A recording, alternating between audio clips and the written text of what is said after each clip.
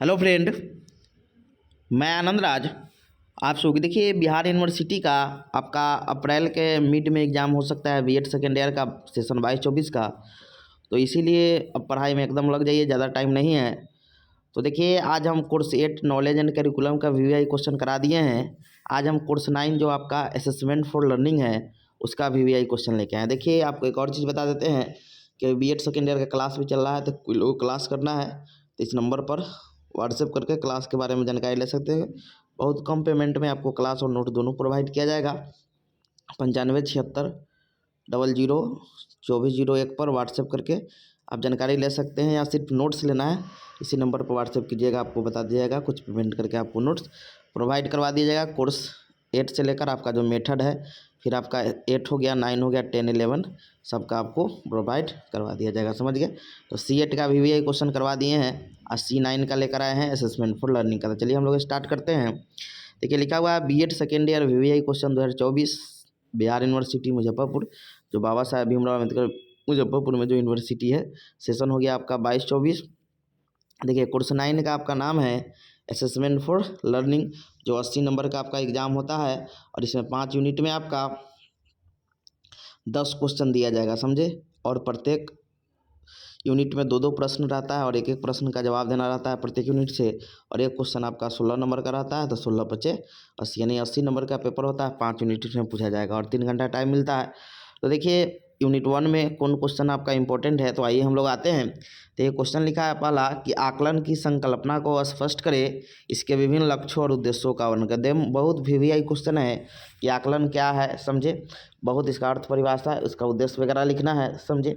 तो बहुत VVI question है कि आकलन की संकल्पना को स्पष्ट करें, इसके विभिन्न लक्ष्यों एवं उद्देश्यों का वर्णन करें। यानी clarify the concept of assessment, explain it different purpose and objective. समझ गए? तो आकलन को अच्छा से पढ़ लीजिएगा, बहुत इंपॉर्टेंट है। समझ गए? दूसरा क्वेश्चन है कि मूल्यांकन से आप क्या समझते हैं। आकलन एवं मूल्यांकन में अंतर, एकदम वीवीआई क्वेश्चन है। समझे कि मूल्यांकन से आप क्या समझते हैं, आकलन और मूल्यांकन में अंतर। यानी कहने का मतलब क्या है, इसका इंग्लिश छूट गया है, लिख लीजिएगा कि evolution, what do you mean by evolution, और difference between evolution and assessment. समझ गए? इवोल्यूशन एंड असेसमेंट में क्या डिफरेंस है, अंतर है। तो बहुत वीवीआई क्वेश्चन है आपका कि मूल्यांकन से आप क्या समझते हैं, आकलन एवं मूल्यांकन में क्या अंतर है। समझ गए? बहुत वीवीआई है, दोनों क्वेश्चन आपका। देखिए, आपके एग्जाम में 2 ही क्वेश्चन आएगा, लेकिन हम आपको एक एक्स्ट्रा क्वेश्चन दिए हैं। समझ गए? कि मापन से आप क्या समझते हैं, इसके प्रकारों का वर्णन करें। क्वेश्चन 2020 में भी पूछा हो, 22 में पूछा हुआ था ना, 20-22 सेशन के 22 में। इसलिए आप लोग के लिए बहुत इंपॉर्टेंट है, मापन से आप क्या समझते हैं, इसके प्रकारों को वर्णन करें। What do you mean by measurement and इस टाइप्स, इसका बताना है कौन कौन इसके प्रकार है। तो 3 क्वेश्चन जो आपका यूनिट 1 में है बहुत इंपॉर्टेंट है। समझ गए?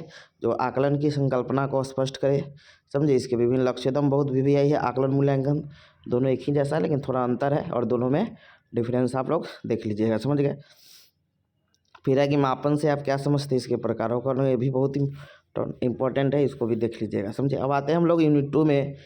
देखिए, यूनिट 2 में जो पहला क्वेश्चन है कि एक निदानात्मक परीक्षण की रचना कीजिए। निदानात्मक परीक्षण क्या होता है, डायग्नोस्टिक टेस्ट क्या होता है, समझिए। इस बहुत इंपॉर्टेंट है क्योंकि पिछले बार आपका उपलब्धि परीक्षण पूछा हुआ था, तो इस बार आपका निदानात्मक परीक्षण आ सकता है। समझ गए? तो एक निदानात्मक परीक्षण की क्या कीजिए, रचना कीजिए, जो बहुत क्या है आपका वीवीआई क्वेश्चन है। समझ गए? कि निदानात्मक परीक्षण की क्या कीजिए, रचना कीजिए। समझ गए?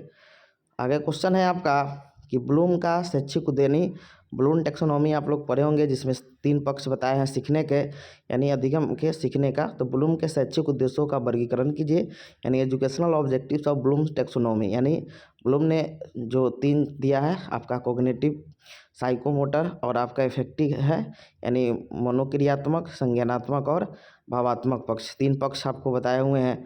समझे? इसका वीडियो वगैरह भी हम बना दिए हुए हैं। समझे?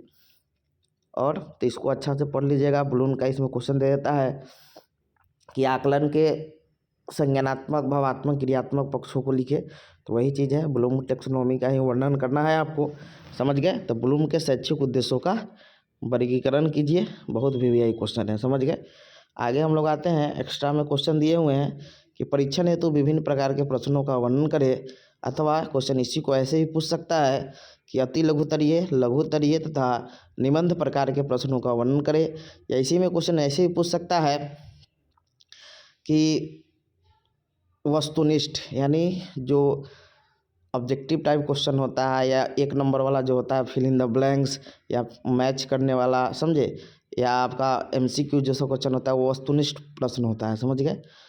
और जो आपका लघुतरीय हो गया, दीर्घोत्तरीय हो गया, ऐसे टाइप प्रश्न हो गया, ये सब आपका क्या होता है निबंधनात्मक, या उसी को हम लोग सब्जेक्टिव क्वेश्चन बोलते हैं, समझ गए। तो ऐसे भी पूछ सकता है कि आपका वस्तुनिष्ठ एवं निबंधनात्मक प्रकार के प्रश्नों का वर्णन करें। ऐसे भी क्वेश्चन आपके एग्जाम में आ सकता है, समझ गए। तो ये चीज़ आपके लिए बहुत इंपॉर्टेंट हो जाता है कि परीक्षण हेतु विभिन्न प्रकार के प्रश्नों का वर्णन करें, अथवा अति लघुतरीय, लघुतरीय तथा निबंध प्रकार के प्रश्नों का क्या करें, वर्णन करें।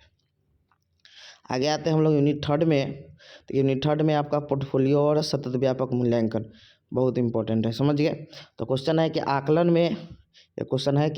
में विश्वसनीयता, वैधता तथा वस्तुनिष्ठता का वर्णन करें।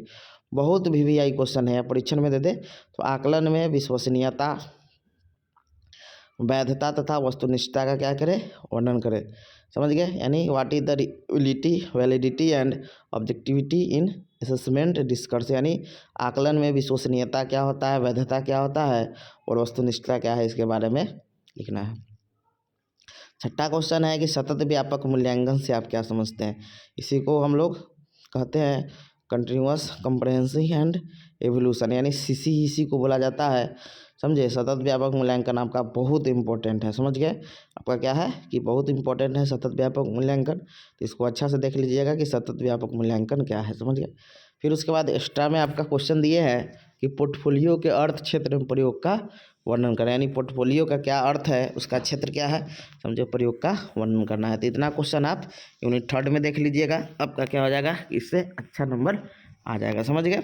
तो कौन कौन देखना है कि आकलन में विश्वसनीयता, वैधता और वस्तुनिष्ठता को, इसमें सतत व्यापक मूल्यांकन, और फिर उसके बाद पोर्टफोलियो को, समझ गए। आगे हम लोग आते हैं यूनिट 4 में। देखिए इसमें आपका मापन संबंधी प्रश्न आता है। जैसे पिछले बार आपका 21-23 सेशन में पूछा था कि बुद्धि का और व्यक्तित्व का आकलन पूछा हुआ था, समझ गए। बुद्धि और किसका पूछा था, आपका व्यक्तित्व का। इस बार आ सकता है आपका अभिवृत्ति का और अभिक्षमता का, समझ। और रुचि का भी है, उसको भी थोड़ा देख लीजिएगा। तो क्वेश्चन है कि अधिगमकर्ता के अभिवृत्ति के मापन का वर्णन करें। Describe the use of attitude scale for the measurement of attitude of क्या, लर्नर, समझ गए। यानी अधिगमकर्ता के अभिवृत्ति के मापन का क्या है, वर्णन करना है, समझ गए, कि कैसे उसका हम मापन करते हैं उसके अभिवृत्ति का। अभिवृत्ति क्या होता है कि देखने का आपका क्या होता है, नज़रिया होता है किसी के प्रति। तो वही है कि अधिगमकर्ता के अभिवृत्ति का मापन, क्योंकि पिछले बार आपका 21-23 में बुद्धि और व्यक्तित्व पूछ दिया था, इस बार आपका अभिवृत्ति आ सकता है, समझ गए। अगला है 8वां कि अध्येता की अभिक्षमता या अभियोग्यता को परिभाषित कीजिए। अभिक्षमता परीक्षण उपकरण के उपयोग को बताइए, यानी define aptitude of a learner, state the use of the aptitude test tools, समझ गया। तो बहुत इंपॉर्टेंट है, दोनों थोड़ा रुचि देख लीजिएगा, इंटरेस्ट क्या होता है, समझ गए। तो अधिगमकर्ता के अभिवृत्ति के मापन का वर्णन करें, या इसी को अभिक्षमता या अभियुक्ता कहते हैं, समझ गए। तो इसको देख लीजिएगा। आगे आते हैं हम लोग यूनिट 5 में। देखिए यूनिट 5 जो है आपका, इसमें मैथ से संबंधित ही क्वेश्चन आता है, समझ गए। एक मैथ से संबंधित आएगा, एक लिखने वाला आएगा। तो क्वेश्चन है कि नीचे दिए गए बराबरता सारणी से माद, माध्यिका और बहुलक ज्ञात कीजिए। जैसे वर्गमूल 10 से 20, इसमें माद, माध्यिका, इसका वीडियो भी डाले हुए हैं, समझे, जाकर देख लीजिएगा। तो इससे माद, माध्यिका, बहुलक आपको क्या करना है, निकालना है, समझ गए। तो वर्गमूल हो गया 10 से 20 में 5, 20 से 30 में 7, ऐसे इसका बराबरता है, समझे। तो इसको आप क्या कीजिएगा, देख लीजिएगा, इसको बना लीजिएगा, समझ गए। आगे क्वेश्चन है कि निम्नलिखित संक्षिप्त टिप्पणी लिखे। देखिए इसमें पृष्ठ पोषण बहुत इंपॉर्टेंट है, फीडबैक, इसको अच्छा से पढ़ लीजिएगा कि पृष्ठ पोषण है, फीडबैक क्या है। तो प्रगति रिपोर्ट हो गया, प्रोग्रेस रिपोर्ट, स्व आकलन, और उसके बाद पृष्ठ पोषण, समझे।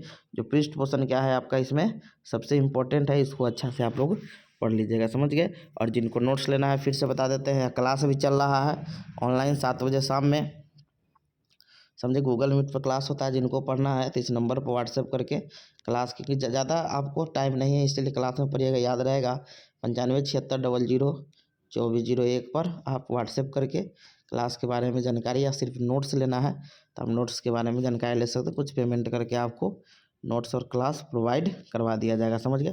तो जो लोग पढ़ना चाहते हैं पढ़ सकते हैं, समझे, क्योंकि पिछले बार ग्रेडिंग सिस्टम पूछा हुआ था इसमें, तो इस बार आपका पृष्ठ पोषण आने की बहुत ज़्यादा संभावना है, समझ गए। तो ठीक है, आप लोग हम ऐसे ही 10 का भी कर देंगे, समझे। Thank you.